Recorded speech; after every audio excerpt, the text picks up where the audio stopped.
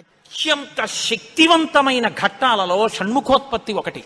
ఇది విన్నవాళ్ళు సుబ్రహ్మణ్య లోకాన్నే పొందుతారు అంటారు. అంత శక్తివంతం.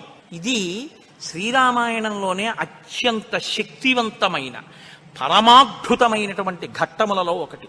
ఇది ఎంత శక్తివంతం అంటే గర్భిణీ స్త్రీలు కానీ ఈ సర్గల్ని పారాయణ చేస్తే తప్పకుండా వాళ్ళకి సంతానం కలుగుతుంది. సంతానం ఉత్తమమైన సంతానం కలుగుతుంది. ఎటువంటి సమస్యలు లేకుండా వాళ్ళకి ప్రసవం అవుతుంది.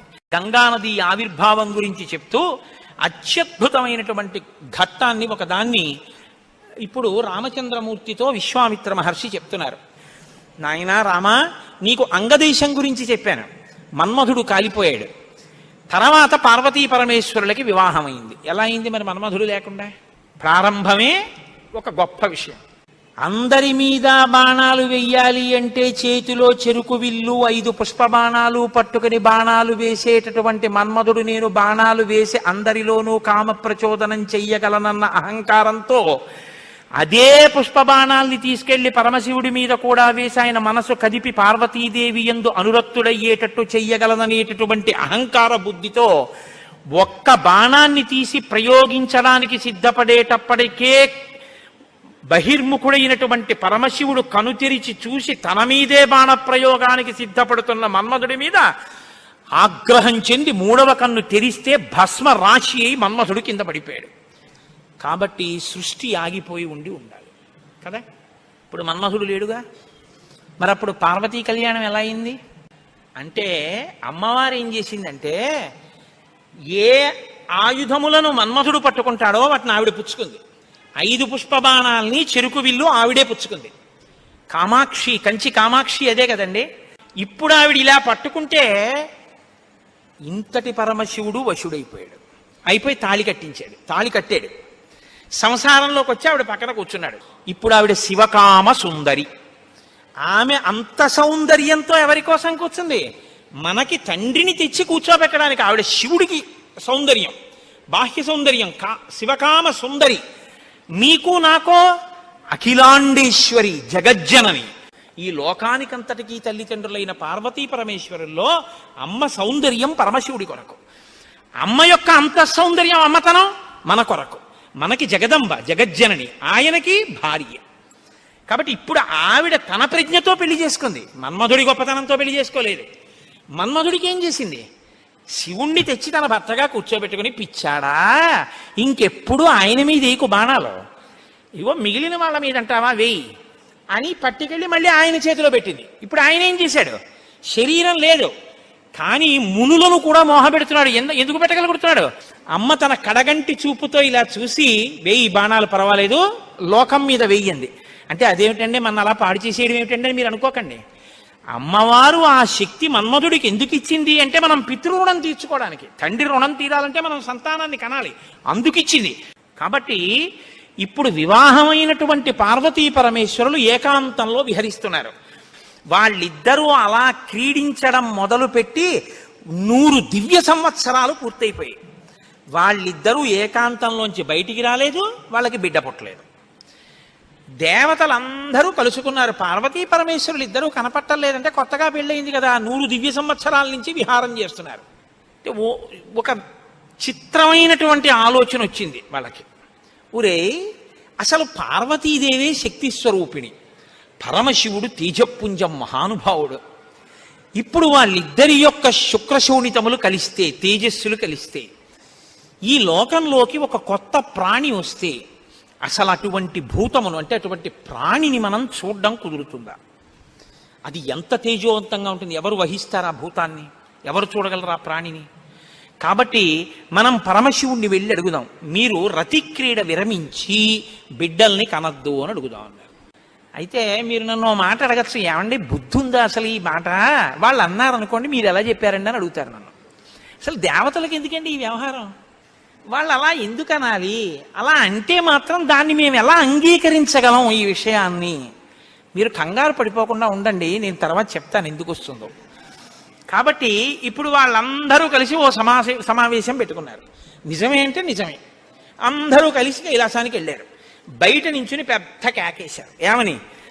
ఓ దేవదేవ మహాదేవ, లోకమునకంతటికి రక్షించవలసిన వాడా అని కేకేశారు. వీళ్ళకి ఏం ఉపద్రవం వచ్చిందో అని ఆయన బయటకు వచ్చారు. ఆయన్ని చూడగానే వీళ్ళందరూ నేల మీద పడి నమస్కారం చేశారు. మహానుభావా, నీవు పార్వతీదేవితో కలిసి ఏకాంతంలో దివ్యక్రీడను అనుభవిస్తున్నావు. మీ ఇద్దరికి బిడ్డ పుడితే దుస్సహం, మేము తట్టుకోలేం. అందుకని నీ తేజస్సుని నీ తేజస్సులోకి అణిచేసేయి, ఆమెని ఆమె తేజస్సుని ఆమె తేజస్సులో అణిచివేయమను. మీ ఇద్దరూ ఒకరి పట్ల ఒకరు ఇటువంటి ఆభిముఖ్యం పొందకుండా తపస్సు చేసుకుంటూ కూర్చోండి అన్నారు. ఎంత అక్కర్లేని విషయం అంటే ఇది. అంటే ఆయన అన్నాడు, తండ్రితనం అండి, తప్పకుండా నీకు అలాంటి ఇబ్బంది ఉంటుందంటే నేను ఇటువంటి భూతమును సృష్టించాను, అలాగే వెళ్ళిపోతాను. కానీ ఇప్పటికే చాలా కాలంగా పార్వతీదేవితో నేను క్రీడించి ఉన్న కారణం చేత నా రేతస్థానం నుంచి తేజస్సు కదిలిపోయింది. ఇప్పుడు కదిలిపోయిన తేజస్సు పడిపోతుంది. నేను పార్వతీదేవి యందు వదిలిపెట్టద్దని మీరు అంటున్నారు. మరి నేను నా తేజస్సుని ఎక్కడ విడిచిపెట్టను, ఎవరు భరిస్తారు చెప్పండి అన్నారు. భరించడం అనేటప్పటికీ వాళ్ళు ఎవరు గుర్తొచ్చారో తెలుసా అండి? భూమి గుర్తొచ్చింది. అన్నీ ఆవిడేగా భరిస్తుంది, పాపం ఆవిడే భరించాలి. అందుకని వాళ్ళందరూ కలిసి ముక్తకంఠంతో భూమిని చూపించారు. చూపించి ఈ భూమి భరిస్తుంది, దీని మీద వదిలేసేయండి. భూమి ఏమనాలి? అదేమిటయ్యా, ఆయన భార్య యందు ప్రవేశపెట్టబడవలసినటువంటి శివతేజస్సు నా మీద ఎలా విడిచిపెడతాడు? నేనెలా స్వీకరిస్తాను? భూకాంత, ఆమె స్త్రీ, భూదేవి నాలోకి ఎలా ప్రవేశిస్తుంది? శివవీర్యం దోషం అవుతుంది కదా, నేను పుచ్చుకోను అనాలి. ఆవిడ సంతోషించింది. శివవీర్యం నాలో ప్రవేశించడం అంటే అదృష్టం కదా అనుకుని తప్పకుండా పుచ్చుకుంటానని అనేటప్పటికీ పరమశివుడు ఏం చేశాడంటే ఆయన తేజస్సుని భూమి మీద వదిలిపెట్టేశాడు. అది ఉత్తర క్షణం భూమి అంతటా పాకేసింది. పాకేసి పర్వతాల్లో, నదుల్లో, సముద్రాల్లో, చెట్లలో పరివ్యాప్తమైతే ఆ తేజస్సు యొక్క స్థితిని భూమి తట్టుకోలేకపోయింది. తట్టుకోలేక పెద్ద పెద్ద కేకలేసింది ఆవిడ. నా ఒళ్ళు మండిపోతోంది, దగ్ధమైపోతోంది నా శరీరం అంతా, శివవీర్యాన్ని నేను భరించలేకపోతున్నాను, దాని శక్తి నేను తట్టుకోలేకపోతున్నాను, కాబట్టి నేను విడిచిపెట్టేస్తాను, నాలోకి వచ్చిన వీర్యాన్ని దేనిలోకి విడిచిపెట్టను అని అడిగింది ఆవిడ. ఇప్పుడు దేవతలందరూ ఒకరి మొహాల్లో ఒకళ్ళు చూసుకుని అన్నారు, ఒళ్ళు మండిపోతోంది తట్టుకోలేనన్నావు కాబట్టి ఎవడు మండిస్తాడో వాడిలో వదిలేయన్నారు. అంటే అగ్నిహోత్రులో వదిలేయమన్నారు. అంటే ఇప్పుడు ఆవిడ ఏం చేసింది? తనలో పడినటువంటి శివవీర్యాన్ని అగ్నిహోత్రుల్లోకి వదిలిపెట్టేసింది. ఇదంతా రెప్పపాటు కాలంలో జరిగిపోయింది. పెద్ద పెద్ద అరుపులు, కేకలు, ప్రార్థనలు, హడావిడి. బయటికి వెళ్ళిన శివుడు లోపలికి రాలేదు. అమ్మవారికి అనుమానం వచ్చింది, ఏం జరిగింది అని. పార్వతీదేవి బయటికి వచ్చింది. బయటికి వచ్చి ఏం జరిగిందని అడిగింది. మేమందరం ఇలా ప్రార్థన చేశామమ్మా, మీ ఆయన తేజస్సు భూమిలోకి విడిచిపెట్టాడు, భూమి తట్టుకోలేక అగ్నిలోకి విడిచిపెట్టింది అంది. మీ ఇద్దరికీ సంతానం కలగకుండా తపస్సు చేసుకోమని కోరిక కోరామమ్మా అన్నారు. ఆవిడంది, ఏ ఆడదైనా అమ్మ కావద్దంటే ఒప్పుకుంటుందండి? ఎర్రబడిన కళ్ళతో అమ్మవారంది, అక్కరలేని విషయంలో జోక్యం చేసుకున్నారు. మీరు చెప్పకూడని మాట చెప్పారు. నన్ను తల్లిని కావద్దు అని శాసించారు. నాకు బిడ్డలు పుట్టకూడదు అని వరం అడిగారు. నాయందు ప్రవేశపెట్టబడవలసినటువంటి శివవీర్యాన్ని భూకాంత యందు ప్రవేశపెట్టారు. కాబట్టి నేను మీకు శాపం ఇస్తున్నాను, ఇక నుంచి మీ భార్యల వలన మీకిక సంతానము కలగకుండుగాక, ఇక నుంచి దేవతలకి సంతానం ఉండదు అంది. అందుకని ఏమంటే ఎప్పుడూ 33 కోట్లైనా ఇంకా పిల్లలు మనవలు ఉండరా అంటే ఉండరు. పార్వతీదేవి శాపం ఆగిపోయింది, దేవతల యొక్క సంతానం. ఇప్పుడు ఆవిడ భూమి వంక తిరిగింది. నువ్వు స్త్రీవి కదా, నా భర్త యొక్క తేజస్సుని నేను పట్టవలసింది నువ్వెలా పట్టుకున్నావు, నువ్వెలా స్వీకరించావు నా భర్త తేజస్సుని? ఆవిడ్ని శపించింది. నువ్వు ఒక్క రూపంతో ఉండవు, భూమి అని పిలవబడినా నీకు అనేకమైనటువంటి స్థితి కలుగుతుంది. ఒక చోట చౌటు నేల, ఒక చోట నల్ల నేల, ఒక చోట ఎడారి, ఒక చోట పంట పండే నేల. ఇలా నువ్వు రకరకాలుగా అయిపోతావు. అంతేకాదు, బహుభార్య భవిష్యసి, నీకు ఒక్క భర్త ఉండడు. నీ భర్త కానివాడి వీర్యం నువ్వు పుచ్చుకున్నావుగా, నీకు ఇంకా ఎంతమంది భర్తలో లెక్కుండదు. అందుకే రాజ్యాన్ని పాలించిన వాడందరూ భూమిపతులే. ఎంతమంది ఆవిడికి భర్తలు లెక్కలేదు. కారణం ఏమిటంటే పార్వతీదేవి శాపం. ఏ ఆడదైనా కోరుకునేది ఏమిటంటే భర్త వలన కొడుకుని కనాలి, ఆ కొడుకు పేరు ప్రఖ్యాతులు తేవాలి, తల్లి సంతోషించేటట్టు ప్రవర్తించాలని కోరుకుంటాడు. ఏ తల్లి ఈ లోకంలో ఏ ఒక్కటి సహించదో అది నీ యందు నిజమగుగాక. ఏ తల్లి అయినా ఏది సహించలేదు, ఎంత తప్పైనా సహిస్తుంది. కానీ అమ్మ వంక ఆడదాన్ని చూసినట్టు చూశాడు అనుకోండి కొడుకు, అమ్మ మాత్రం ఒక్కనాటికి క్షమించదు. ఇంకా అమ్మలో ఆడతనాన్ని చూడకూడదు. ఇంకంతకన్నా పవిత్రంగా మాట్లాడడం కష్టం, ఇంకంతకన్నా నేను దిగి మాట్లాడను. కాబట్టి అమ్మతనాన్నే చూడాలంతే కొడుకు. కానీ నీ విషయంలో ఏమవుతుందో తెలుసా, నీ కొడుకులందరూ నీకు భర్తలు అవుతారు. అందుకే భూమిపతి పతే, ఆయన తర్వాత ఆయన కొడుకు, ఆయన భూమిపతి. ఎంత దారుణం అండి అది. ఒక ఆయన పరిపాలిస్తున్నాడు, ఆయన భూమిపతి, ఆయనకి కొడుకు పుట్టాడు. ఇప్పుడు భూమికి ఆయన ఏమవ్వాలి? కొడుకు. ఆ భూమిపతి వెళ్ళిపోయాడు, ఇప్పుడు ఈయనేమవుతాడు? ఈయన భూమిపతే, తన కొడుకు తనకి భర్త.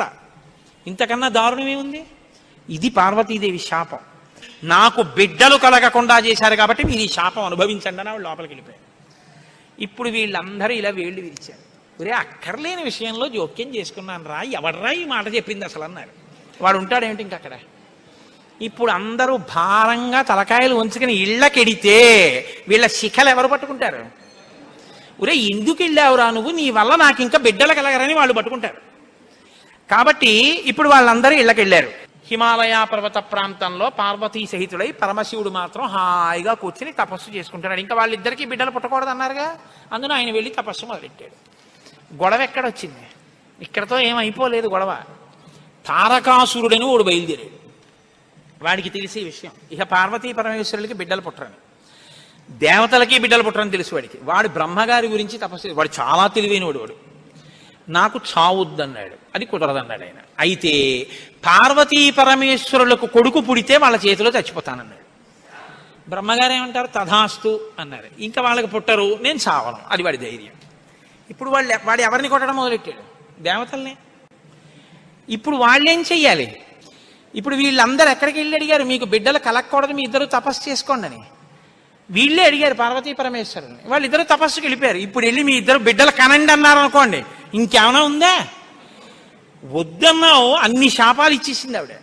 అంటే మీరు బాగా గమనించండి, ఏదైనా ఆడది భరిస్తుంది, కానీ ఆడదాని అమ్మతనానికి, ఆడదాని భర్తృత్వాన్ని పంచుకోవడానికి ఇంకో ఆడదొస్తే మాత్రం ఈ లోకంలో సహించడం అన్నది ఉండదు. అది ఈ జాతి క్షమించలేదు. ఇది రామాయణం యొక్క తీర్పు. కాబట్టి ఇప్పుడు వీళ్ళు వెళ్ళి అడగలేరు పార్వతీ పరమేశ్వరుని. కొడుకు పుడితే తప్ప వీళ్ళకి బతుకులేదు. ఎందుకని? వీళ్ళని చాలా బాధ పెట్టేస్తున్నాడు తారకాసురుడు. కాబట్టి ఇప్పుడు ఏం చెయ్యాలో అర్థం కాక పార్వతీ పరమేశ్వరులను అడగలేక చతుర్ముఖ బ్రహ్మగారి దగ్గరికి వెళ్ళారు. వెళ్ళి, అయ్యా ఎలాగండి, పార్వతీ పరమేశ్వరులకు కొడుకు పుడితే తప్ప మేము రక్షింపబడం, ఇప్పుడు పుట్టే మార్గం ఏమైనా ఉందా అని అడిగారు. అడిగితే ఆయన అన్నారు, ఒరే, పార్వతీ పరమేశ్వరులకి ఇంక పిల్లాడు పుట్టడం అనేటటువంటి విషయాన్ని మీరు నేను ఇక వెళ్ళి అడగడం అన్న విషయం మర్చిపోండి. పోనీ మన దగ్గర శివుని యొక్క తేజస్సు ఉంది ఇంకాను. అగ్నిహోత్రుడు పుచ్చుకుని ఉంచాడుగా, అగ్నిహోత్రుల్లో ఉందిగా. అంటే యాపిల్ పండు ఫ్రిడ్జ్లో పెట్టుకున్నట్టు అగ్నిహోత్రుడి దగ్గర ఉంది అది. పోనీ దాన్ని తెచ్చి ఎవరిలోకైనా నిక్షేపిద్దామంటే మీ భార్యలు ఎవ్వరికీ పిల్లలు పుట్టరు, ఆవిడ శాపం ఉందిగా. పైగా ఆ శివవీర్యాన్ని భూకాంత పుచ్చుకుందనేగా అన్ని శాపాలు ఇచ్చింది. ఇప్పుడు దాన్ని తీసుకెళ్ళి ఇంకోళ్ళు ఎవరికన్నా ఇస్తామంటే ఎవరు మాత్రం పుచ్చుకుంటారు? ఏ ఆడది పుచ్చుకుంటుంది? పుచ్చుకుంటే కదా పిల్లలు పుట్టడం.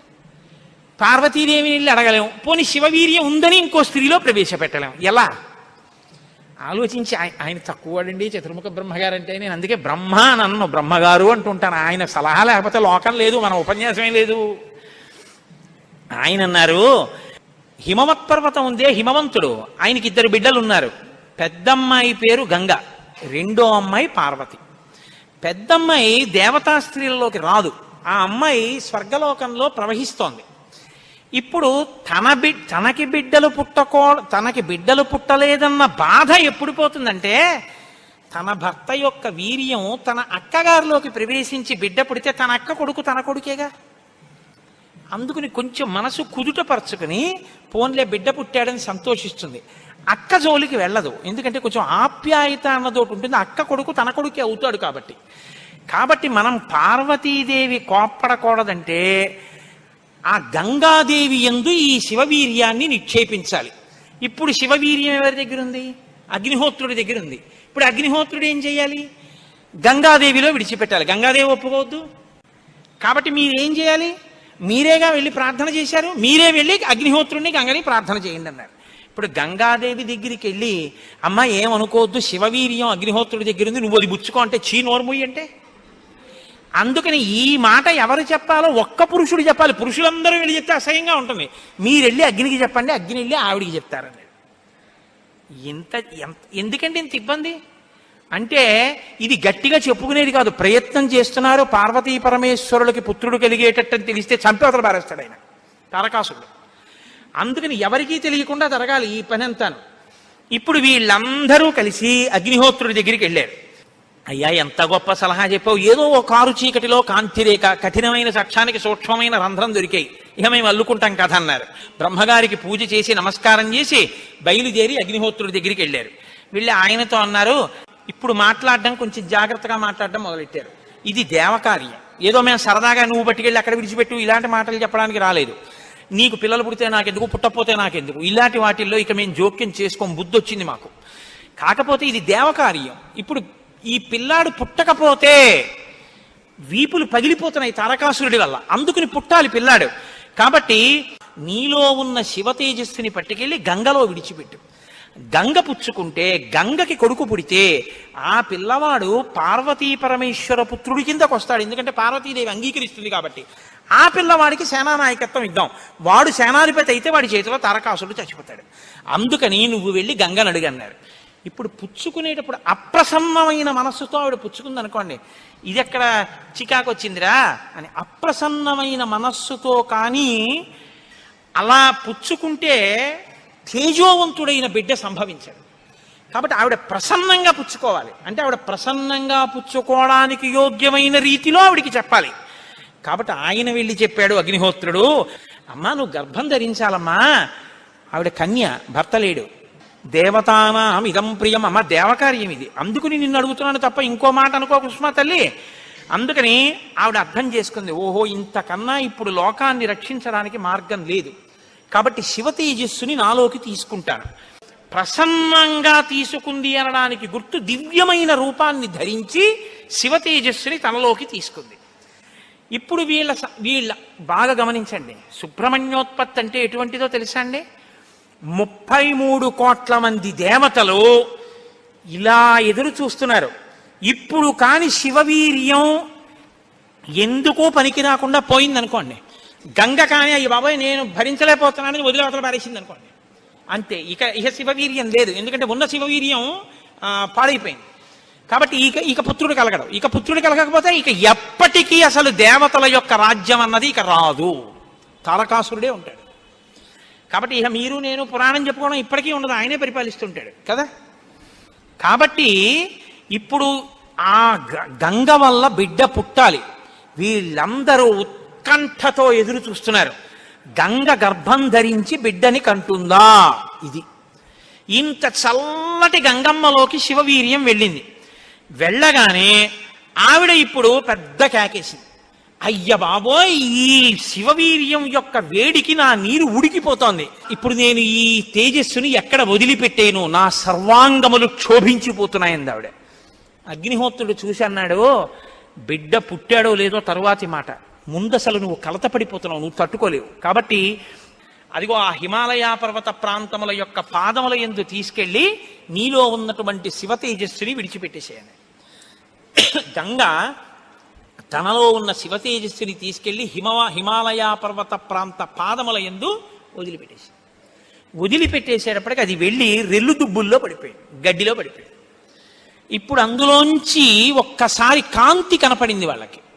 పిల్లాడు ఏమైనా వచ్చాడా? వాళ్ళకి పిల్లాడు కావాలి. ఇప్పుడు ఆ శివవీర్యంలోంచి, ఆ తేజస్సులోంచి అగ్ని ఎటువంటి కాంతితో ఉంటాడో అటువంటి కాంతితో మొట్టమొదట బంగారం పుట్టింది లోకంలో. బంగారం శివవీర్యం, అందుకే బంగారానికి శివవీర్యం అని పేరు.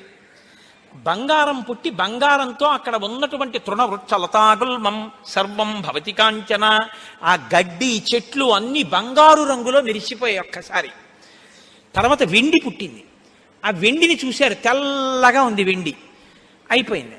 ఆ తర్వాత ఇంకా మిగిలినటువంటి క్షారంలోంచి రాగి ఇనుము పుట్టాయి. మిగిలిపోయినటువంటి మలంలోంచి తగరము సీసము పుట్టాయి తప్ప పిల్లవాడు మాత్రం కనపడలేదు. అయిపోయింది మన ప్రణాళికంతా, పిల్లవాడు పుట్టలేదు అని దిగాలు ముఖాలు వేసుకుని ఆ పైనుంచి చూస్తున్నారు. ఆ రెల్లు దుబ్బుల్లో రాత్రివేళ తెల్లగా మెరుస్తాయే రెల్లు దుబ్బులు, ఆ రెల్లు దుబ్బుల్లోంచి బ్రహ్మాండమైనటువంటి కాంతులు మెరిసిపోతుండగా 6 ముఖాలతో అద్భుతమైన సౌందర్యంతో ఒక పిల్లవాడు పుట్టి పాల కోసం ఏడ్చాడు. అమ్మయ్యా పుట్టాడు రా పిల్లాడు, శివపుత్రుడు జన్మించాడు, మన బాధలు తీరాయని వాళ్ళందరూ పొంగిపోయారు. షష్ఠి 6 ముఖాలతో షణ్ముఖుడై పుట్టాడు. ఆ పుట్టినటువంటి వాడు కూడా మహానుభావుడు 6 ముఖాలతో పుట్టాడు కాబట్టి షణ్ముఖుడు. పుట్టిన పిల్లాడికి పాలివ్వాలి, ఆ కృత్తికల్ని పిలిచి మీరు పాలివ్వండి అన్నారు. వాళ్ళన్నారు మేము పాలిస్తాం, కానీ ఇప్పుడు పాలిస్తే కానీ మరి పిల్లాడు బతకడు కాబట్టి వాళ్ళు అన్నారు మేము పాలిస్తాం, కానీ ఆ పిల్లాడిని మా పేరుతో పిలుస్తారా అన్నారు, మా పిల్లాడని చెప్తారా అన్నారు. అబ్బే అలా ఎలా కుదురుతుందండి అన్నారు. అనుకుంటే వాళ్ళు పాలివ్వకపోతే పిల్లాడు. అందుకని వీళ్ళు వెంటనే దేవతలందరూ అన్నారు తతస్తు దేవత సర్వ కార్తికేయ ఇతి బ్రువన్, కార్తికేయుడు అన్నాం కదా, ఇవ్వండి పాలన్నారు. అమ్మతనం ఎంత గొప్పదో చూడండి. ఇప్పుడు ఈ కృత్తికలు 6 పిల్లాడికి 6 ముఖాలతో ఉన్నవాడికి 6 పాలిచ్చారు. వాడు పాలు తాగాడు. పుత్రస్త్రైలోక్య విఖ్యాతో భవిష్యతి న సంశయ. కార్తికేయుడని మేం పిలవడం కాదు, 3 లోకాల్లో పిలుస్తారు ఈ పిల్లాడిని, సరేనా అన్నారు దేవతలు. అప్పుడు వాళ్ళు పాలిచ్చారు. కాబట్టి కార్తికేయుడు. అగ్నిలో శివవీర్యం చాలా కాలం నిలవ ఉంచబడి అగ్నిహోత్రుడు గంగలో ప్రవేశపెట్టాడు కాబట్టి పావకి. శరవణములు అంటే రెల్లు దుబ్బుల్లోంచి పుట్టాడు కాబట్టి శరవణ భవ. ఎప్పుడు శుద్ధమైనటువంటి బ్రహ్మణ్య జ్ఞానంతో ఉంటాడు కాబట్టి సుబ్రహ్మణ్యం. తల్లి కడుపులోంచి స్ఖలనమై పుట్టాడు కాబట్టి స్కందుడు. ఆయన ఉత్పత్తి చేతనే ఇన్ని పేర్లతో వచ్చాడు. ఏమంటే మీరు ఇంత గొప్పగా ఏదో పాపం నోరు కొట్టుకు చెప్పారు, కానీ మాకు అసలు అనుమానం మాత్రం అలా ఉండిపోయింది, మీరు మంగళం చెప్దాం అనుకుంటున్నారేమో. అలా అనత్సా దేవతలు, అలా అడగడం వల్ల కదా ఇంత కథ వచ్చింది. అలా ఎందుకు అడగాలి అసలు అంటే, మహానుభావుడు శంకర భగవత్పాదాచార్య స్వామి వారు బ్రహ్మసూత్రాలకి చేసినటువంటి వ్యాఖ్యానంలో ఒక చోట ఉదహరించారట దీని గురించి. దాని గురించి అసలు ఇలా ఎలా జరిగిందని కంచికామకోటి పీఠాధిపతులు చంద్రశేఖరేంద్ర సరస్వతి స్వామి వారు ఎంతమంది పౌరాణికులను అడిగారట. ఆఖరికి ఒక ఆయన దీని మీద పరిశోధన చేసి త్రిపురా రహస్యంలో ఉన్నటువంటి మంత్రాల యొక్క వ్యాఖ్యానంలో దీని అసలు వృత్తాంతం ఎక్కడుందో పరమాచార్య స్వామి వారికి తీసుకొచ్చి చెప్పారు. త్రిపురా రహస్యంలో ఉంది దీని రహస్యం, అక్కడి నుంచి అనుసంధానం చేయాలి దాన్ని. సనత్కుమారుడు అని ఒక ఆయన బ్రహ్మమానసపుత్రుడు, ఆయన పుట్టుక చేత మహాజ్ఞాని. అటువంటి పిల్లవాడు ఆయన ఎప్పుడూ తనలో తాను బ్రహ్మజ్ఞానంలో రమిస్తూ ఉండేవాడు. ఆయన ఒక రోజు రాత్రి నిద్రపోవడం అంటే గుర్తుపెట్టుకోండి, బ్రహ్మవేత్త నిద్రకి కూడా ఆయన సాక్షి. అటువంటి ఆయనకి కల వచ్చిందంటే అవస్థ ఏర్పడింది, స్వప్నావస్థ. ఆ కల్లో తాను రాక్షస సైన్యాల మీద యుద్ధం చేస్తున్నట్టు కల వచ్చింది. ఆయన తెల్లబోయి ఇదేమి నాకు కల రావడం ఏమిటి, కల రావడం అంటే మనసులో ఏదో కోరిక ఉంది, ఆ కోరిక కల్లో కనపడింది, స్వప్నావస్థలోకి వెళ్ళాను, ఇది దోషం కదా, నాకు అలా ఎందుకు జరిగిందని తండ్రి చతుర్ముఖ బ్రహ్మగారి దగ్గరికి వెళ్ళారు. వెళ్ళి నాన్నగారు నాకు ఇలా కల ఎందుకు వచ్చింది నాన్నగారు అసలు అని అడిగాడు. ఆయన అన్నాడు, నాయనా నీకు ఇలా కల రావడానికి ఒక కారణం ఉంది. నువ్వు పూర్వజన్మలో వేదాన్ని నేర్చుకునేటప్పుడు వేదంలో దేవతల గురించి రాక్షసుల గురించి దేవదానవ యుద్ధాల గురించి చదివి ఈ రాక్షసులు ఎప్పుడు వేద ప్రమాణానికి వ్యతిరేకంగా ఎందుకు ఇలాంటి పనులు చేస్తుంటారు, వీళ్ళని పట్టుకుని చంపేయాలని వ్యగ్రత పొందావు. ఆ వ్యగ్రత జీవుణ్ణి పట్టుకుంది. అది ఈ జన్మలో బ్రహ్మవేత్తవైనా నీకు ఆ వాసన ఉండిపోయింది. అది ఇప్పుడు కలగా వచ్చింది. అది తీరాలంటే నువ్వు దేవసేనకి అధిపతివి కావాలి. నువ్వు దేవసేనకి అధిపతివై రాక్షసుల్ని సంహరిస్తే ఆ కోరిక తీరుతుంది. అంటే నాన్నగారు నేను దేవాసేనాపతిని కావలసిందే ఆయన అన్నాడు చతుర్ముఖ బ్రహ్మగారు. వచ్చేసారు ఆయన, తన అనుష్ఠానంలో తనున్నారు. ఈలోగా పరమశివుడు ఒక సంకల్పం చేశాడు. పరమశివుడికి ఒకప్పుడు కోరిక పుట్టిందిట, నేను ఇప్పటిదాకా అన్ని విషయాలు చెప్పడం కానీ నేను ఓడిపోయిందన్నది లేదు ఎవరి దగ్గర. ఓడిపోవడం అంటే బయట వాళ్ళ దగ్గర ఓడిపోతే బాగుండదుగా, ఓడిపోవడం అనేటటువంటిది కూడా మనిషి జీవితంలో సన్మానంగా ఎప్పుడు మారుతుంది? పుత్రాదిచ్చేత్ పరాజయం. తన కొడుకు చేతిలో తాను ఓడిపోవాలి. తన కొడుకు చేతిలో తాను ఓడిపోవడం అంటే, ఉరే నేను ఈ శ్లోకానికి అర్థం ఇన్ని మాటలు చెప్పాను కానీ నా కొడుకు వచ్చి అకస్మాత్తుగా నాన్నగారు ఈ శ్లోకానికి ఈ అర్థం ఇలా కూడా వస్తుంది కదా అంటే నాకు ఎప్పుడూ రాలేదు ఈ ఆలోచన. ఎంత గొప్ప అర్థం చెప్పాడురా, ఇలా చూస్తే అసలు మొత్తం కథ మారిపోయింది, వీడికి ఎంత గొప్ప ఆలోచన వచ్చిందని నా కొడుకు ప్రజ్ఞ ముందు నేను తల వంచితే అది నాకు సన్మానం లాంటి ఓటమి. అలాంటి కొడుకు నా కడుపున పుడతాడా అనుకున్నట్ట పరమశివుడు కూడా ఒకనకొకప్పుడు. ఇప్పుడు సనత్కుమారుల వారికి ఈ కోరిక, పరమశివుడికి ఆ కోరిక. ఒకనకొకప్పుడు పరమశివుడు పార్వతీదేవి అసుర సంధ్య వేళలో ఈ భూమండలం అంతటా కూడా విహారం చేస్తారు. శ్రీశైల పర్వతం మీద దిగుతారు. భాగవతంలో చతుర్థ స్కందం అనుకుంటే అందులో చెప్తారు దీని గురించి. వాళ్ళిద్దరూ విహారం చేస్తుంటే సనత్కుమారుడు కనబడ్డారు. కనబడితే వాళ్ళకి ముచ్చటేసింది. బ్రహ్మవేత్త మహానుభావుడు బ్రహ్మజ్ఞాని, పలకరిద్దామని వృషభవాహనం మీద కిందికి దిగి దగ్గరికి వెళ్ళారు. ఆయన ఇలా చూశారు, చూసి తన పంతాన్ని చేసుకుంటున్నారు. ఇద్దరు అలా నిలబడ్డారు. ఆయన ఏం పలకరించలేదు. పలకరించకపోతే పరమశివుడు అన్నాడు, ఏమయ్యా లోపల సంతోషించాడు, ఇది బ్రహ్మవేత్త అంటేని. ఏమయ్యా ఇంతసేపటి నుంచి నించున్నావు, కనీసం నువ్వు పలకరించలేదు మమ్మల్ని అన్నారు. ఏంటి నువ్వు కొత్తగా కనపడ్డావు ఏమిటి?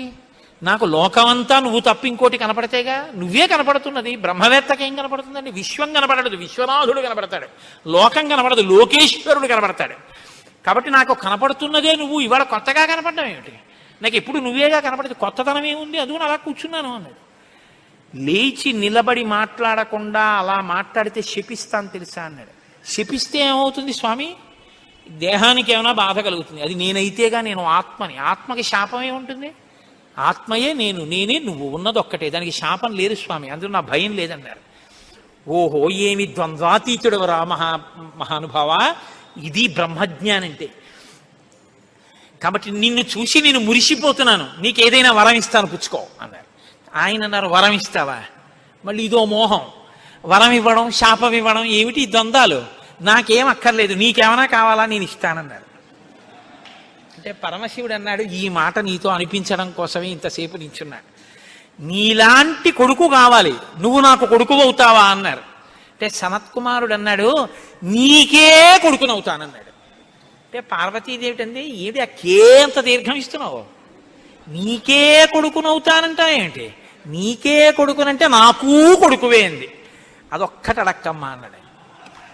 అదేమయ్యా అదేమిటి, నీలాంటి కొడుకు పుడుతుంటే నా కడుపున పుట్టకపోవడం ఏమిటి? అమ్మా ఎంత పార్వతీదేవివైనా తల్లి, నేను ఒక కడుపున పుట్టడం అంటే అమ్మా తల కింద పెట్టి కాళ్ళు పైకి పెట్టి 9 నెలలు అమ్మ కడుపులో పడుకుని యోని ద్వారంలోంచి బయటికి రాలేనమ్మా. శివకుమారుడిగా పుడతాను, నీకు కుమారుణ్ణే తప్ప అమ్మా నీ కడుపున మాత్రం పుట్టనన్నాడు. అంటే ఆవిడ చిన్న బుచ్చుకుంది. అయ్యయ్యో నేను కూడా కలిసి అడగకపోవడం వల్ల వచ్చింది, కానీ నా కోరిక నువ్వు ఇంకొకలా తీర్చాలంది ఆవిడ. ఎలా తీర్చనమ్మా అని అడిగాడు. నేను ఒకానొకప్పుడు భస్మాసురుడు పరమశివుడి గురించి తపస్సు చేసి వరములు పొందాడు. నేను ఎవరి తల మీద చెయ్యి పెడితే ఆయన భస్మం అయిపోవాలని పరమశివుడు వరం ఇచ్చాడు. నీ మీదే పరీక్ష చేస్తానని పరమశివుడు వెంటబడ్డాడు. పరమశివుడు ఏదో ఒక హేళ, ఆయన ఒక చాలా విచిత్రంగా ప్రవర్తిస్తూ ఉంటాడు. లోకానికి ఒక పాఠం చెప్పడం కోసం ఉసుమండి చేతకాని వాడయ్యని మీరు అనుకోకూడదు. ఇప్పుడు నేను మళ్ళీ శివమహాపురాణానికి అంతటికి వ్యాఖ్యానం ఎక్కడ చేయను. కాబట్టి ఆయన పరిగెడుతున్నట్టు నటించాడు. ఆయన పరిగెడుతున్నట్టు నటిస్తే నేను వెంటబడి చంపితే బాగుండదు. భర్త పరిగెడుతున్నట్టుంటే నే కాసేపు కనపడకుండా ఉంటే పోతుందని ఆవిడేం చేసిందంటే తన శరీరాన్ని నీటిగా మార్చి ఒక సరోవరం కింద మారిపోయింది. అదే శరవణ తటాకం. ఆ శరవణ తటాకం హిమవత్ పర్వత ప్రాంతంలో ఉంది. నువ్వు నా కడుపున పుట్టకపోయినా ఆఖరణ పుట్టేటప్పుడు మాత్రం ఆ శరవణ తటాకం దగ్గర నుంచి పుట్టాలి. నీ మంత్రం కూడా ఆ తటాకం నా పేరు మీదే ఉండాలి. అందుకే ఆయన మంత్రం శరవణ భవ సుబ్రహ్మణ్యుడికి. అంటే ఆయన అన్నాడు, అమ్మ తప్పకుండా, అలా నేను పరమశివుని యొక్క తేజస్సు చేత నీ తటాకంలోంచి పుడతాను. పంచభూతాత్మకం పరమశివ లక్షణం కదా. అందుకని పృథివీస్వరూపంగా, అగ్నిస్వరూపంగా, వాయుస్వరూపంగా, జలస్వరూపంగా, ఆకాశస్వరూపంగా 5 స్వరూపాలతో పార్వతీ పరమేశ్వర సమాగమ స్వరూపంగా శివశక్తుల యొక్క సమ్మేళనానికి పుట్టినటువంటి మెరుపు తీగల లోకంలో బ్రహ్మజ్ఞానాన్ని బోధ చెయ్యడం కోసమని దేవసేనాపతిని కావడం కోసం, రాక్షస సంహారం చెయ్యడం కోసం మీకు పుత్రుడిగా పుడతానమ్మా అని సనత్కుమారుల వారు పరమశివుడికి వరం ఇచ్చారు. అందుకని ఆ వరం నెరవేరాలంటే పార్వతీ పరమేశ్వర సమాగమం జరిగి పార్వతీదేవిలోకి వెళ్ళకూడదు తేజస్సు. దేవతల సంఖ్య కూడా అనంతంగా పెరిగిపోతే రేపొద్దున్న ఉపాసనలు కష్టం అవుతాయి. అందుకని నాటకీయ సన్నివేశం సృష్టింపబడాలంటే దేవతలు వెళ్ళి ప్రార్థన చేయాలి. ప్రార్థన చేసి శివ తేజస్సు భూమి మీద పడాలి. అది అగ్నిహోత్రంలోకి వెళ్ళాలి. ఇది పంచభూతాత్మకమై ఆయన షణ్ముఖ స్వరూపంతో పైకి రావాలి. వచ్చి స్వామి అని పేరు పెట్టుకోవాలి. స్వామి అన్న పేరు కేవలం సుబ్రహ్మణ్యుడిది. మనం వెంకటేశ్వర స్వామి అంటాం, మంచిదే, నేను తప్పని నేను అంటలేదు. కానీ ఒక్క స్వామి అంటే మాత్రం సుబ్రహ్మణ్యుడే. ఎక్కడెక్కడ సుబ్రహ్మణ్యుడి పేరు చెప్తామో, ఎక్కడెక్కడ తలుచుకుంటామో అక్కడక్కడ సంతానమునకు ఏ విధమైన ప్రమాదం రాదు. సుబ్రహ్మణ్యుడికి నమస్కారం చేస్తే కుజగ్రహ దోషం కూడా ఉపశమిస్తుంది. ఎక్కడెక్కడ షణ్ముఖుణ్ణి ఆరాధన చేస్తారో అక్కడ ఐశ్వర్యం పరిడవిల్లుతుంది. పక్కన ఉన్నటువంటి తమిళ దేశం, ద్రవిడ దేశంలో అంత ఐశ్వర్యం వచ్చింది, అన్ని పరిశ్రమలు వచ్చాయంటే కారణం ఏమిటో తెలుసా అండి? సుబ్రహ్మణ్యారాధన. వాళ్ళు విపరీతమైన సుబ్రహ్మణ్యారాధన చేస్తారు. సుబ్రహ్మణ్య ఆరాధనం చేసినా, షణ్ముఖుడికి ప్రదక్షిణం చేసినా, ఆయనకి నమస్కారం చేసినా జ్ఞానము, ఐశ్వర్యము, సంతానమునకు క్షేమము, ఆయువు, ఆరోగ్యము అన్నీ కలుగుతాయి. అంత శక్తివంతమైనటువంటి సర్గ ఈ షణ్ముఖోత్పత్తి సర్గ. ఈ షణ్ముఖోత్పత్తి గురించి చెప్పిన తర్వాత, అందుకే షణ్ముఖుడికి ఉన్న గొప్పతనం ఏమిటో తెలుసా అండి? ఆయనకి ఒక గొప్ప విజయాన్ని సాధించాడు షణ్ముఖుడు ఒక్కడే. శైవ వైష్ణవాలు రెండూ కూడా వియ్యవందేట్టు చేశాడు. శ్రీవల్లి, దేవసేన ఇద్దరు శ్రీ మహావిష్ణువు యొక్క కుమార్తెలు. ఆయన మేనల్లుడు కదండి, మరి ఏదో పండగ సెలవులకు ఇంటికి వచ్చాడు. ఇంటికి వస్తే లక్ష్మీదేవి ఆయన్ని చూసి అందిట, మురుగన్ అంది. మురుగన్ అంటే మేనల్లుడు అని.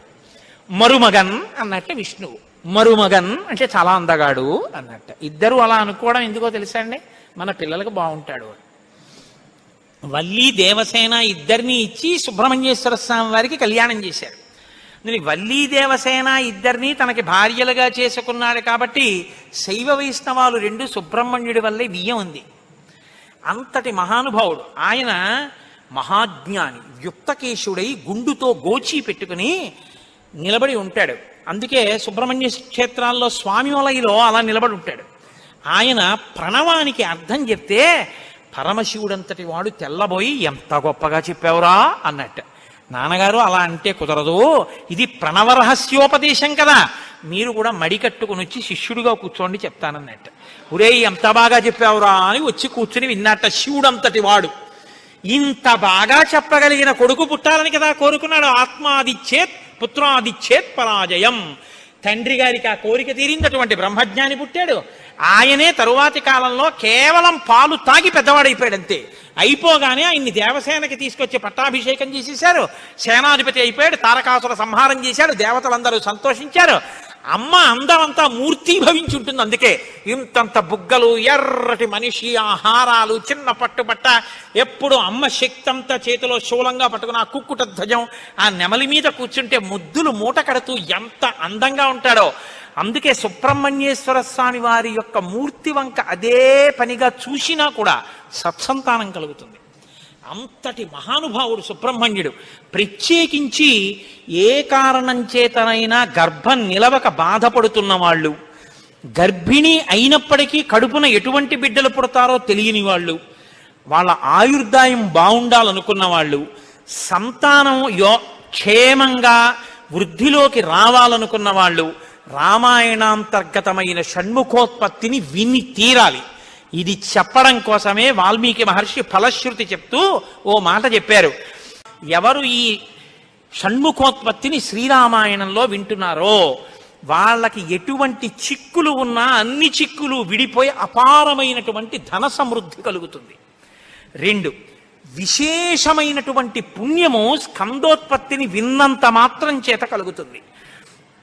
ఇక్కడే ఆయన కుమార సంభవశ్చైవ అన్న మాట వాడారు. పార్వతీ పరమేశ్వరుల యొక్క కుమారుడు కనుక ఆయనకొక్కడికే కుమారహ అన్న నామం. ఎవరు భక్తి శ్రద్ధలతో రామాయణాంతర్గతమైనటువంటి ఈ షణ్ముఖోత్పత్తిని చేతులు కైమోడ్చి సుబ్రహ్మణ్యుడికి నమస్కరించి వింటున్నారో అటువంటి వారందరికీ కూడా ఆయుష్మాన్, వాళ్ళకి ఏదైనా అపమృత్యు దోషం జాతకంలో ఉంటే ఆ దోషము ఉపశమించి ఆయుర్దాయం కలుగుతుంది. వాళ్ళ కొడుకులు మనవలు అందరూ క్షేమంగా ఉంటారు. ఏవైనా దుర్గుణములు అలవడవలసినవి ఉంటే అవి పోయి వాళ్ళు వృద్ధిలోకి వచ్చి వంశానికి గొప్ప కీర్తి తీసుకొస్తారు. ఆయుష్మాన్ పుత్ర పౌత్రైశ్చ, ఎవరు రామాయణం సంపూర్ణ రామాయణం చెప్పించుకుని వినేటప్పుడు పరమ భక్తితో దేవాలయ ప్రాంగణంలోనో ఎక్కడో కూర్చుని ఈ స్కందోత్పత్తిని నమస్కారం చేస్తూ విన్నారో వాళ్ళు శరీరం పడిపోయిన తరువాత సుబ్రహ్మణ్య లోకాన్ని పొందుతారు అని వాల్మీకి మహర్షి సత్యం తప్ప ఆయన నోటి వెంట రాదని బ్రహ్మగారి వరం. ఆయన ఎప్పుడూ ఫలశ్రుతి చెప్పరు, ఇక్కడ చెప్పారు. అంత గొప్పది షణ్ముఖోత్పత్తి. దీనివల్ల ఉపయోగం పొందిన వాళ్ళు కన్నుల నీరు పెట్టుకుని సంతోషంతో చెప్తారు యథార్థం నిజమేనని. మీకు నేను ఒక రహస్యం చెప్తాను, నేను ఆశ్చర్యపోయాను. తూర్పుగోదావరి జిల్లాలో మల్లవరం అని ఒక క్షేత్రం ఉంది. అక్కడ సుబ్రహ్మణ్యుడు, ప్రత్యక్ష సుబ్రహ్మణ్యుడు, ఇంతలా పాము కోనేటిలో స్నానం చేసి శివలింగాన్ని చుట్టుకుని ఉంటుంది. అది పిల్లలు పుట్టని వాళ్ళు వెళ్ళి నమస్కారం చేస్తే పిల్లలు పుట్టారు. డాక్టర్లు పిల్లలు పుట్టరని సర్టిఫై చేసిన వాళ్ళకి పుట్టారు. ముఖ్యమంత్రులు కూడా వెళ్ళారు పీఠాధిపతులు అక్కడికి. ఆ పాము కారణాంతరాల చేత శివలింగానికే తల కొట్టుకుని శరీరం వదిలితే ఇప్పుడు అలాగే ప్రతిష్ఠ చేశారు. అక్కడ నేను ఆశ్చర్యపోయింది ఏంటంటే, నాకు ఆ దేవస్థానం ధర్మకర్త ఒక ఆయన వచ్చి ఒకసారి ఓ మాట చెప్పారు. బిడ్డలు పుట్టరు అని డాక్టర్లు చెప్పేసినటువంటి వాళ్ళు సుబ్రహ్మణ్య షష్ఠి నాడు ఈ దేవాలయం వెనకాల పడుకుంటారు, వచ్చి బోర్లా పడుకుంటారు ఆడవాళ్ళు. వాళ్ళకి కునుకు పడుతుంది, కునుకు పడ్డాక లేపేస్తాం. ఆ మరుసటి సంవత్సరం వాళ్ళు పసిపిల్లల్ని పట్టుకుని వస్తారండి అని చెప్పారు. నాకు అపనమ్మకం కాదు, చూడాలనిపించింది. కాకినాడ నుంచి చాలా మందిని కలిసి సుబ్రహ్మణ్య భుజంగ స్తోత్రం చేశారు శంకర భగవత్పాదులు. సుబ్రహ్మణ్య షష్ఠి నాడు ఆ దేవాలయంలో చదువుదామని అందరం కలిసి వెళ్ళాం. ఆ రోజు వాళ్ళు నా ప్రసంగం కూడా అక్కడ ఏర్పాటు చేశారు. మీరు నమ్మరు, నేను తెల్లబోయానండి. ఎంతంత సంపన్న కుటుంబాల వాళ్ళు బిడ్డలు పుట్టరు అని బెంగ పెట్టుకున్న తల్లులు సంటి పిల్లలతో ఎంతో సంతోషంగా వచ్చి ఆయనకి నమస్కారం చేసుకుని, అబద్ధం కాదు, నేను ఎంతో మందిని అక్కడ అడిగాను, ఏమమ్మా మీకు ఈయన వలనే కలిగిందా సంతానం అని. ఖచ్చితంగా మేము ఆయన వలనే ఈ అనుగ్రహాన్ని పొందామని ఆ అదృష్టాన్ని పొందారు. మహానుభావుడు సుబ్రహ్మణ్యుడంటే. ఆయనకి నమస్కారం చేస్తే ఎంత స్థితినైనా ఇస్తాడు. ఇది సత్యం, సత్యం పునఃసత్యం. ఇది ఆ శక్తి కలిగి ఉంది, అది నా నమ్మకం. కాబట్టి మీరు స్వామికి నమస్కారం చేయండి. సర్వం శ్రీ ఉమామహేశ్వర పరబ్రహ్మార్పణమస్తు. స్వస్తి.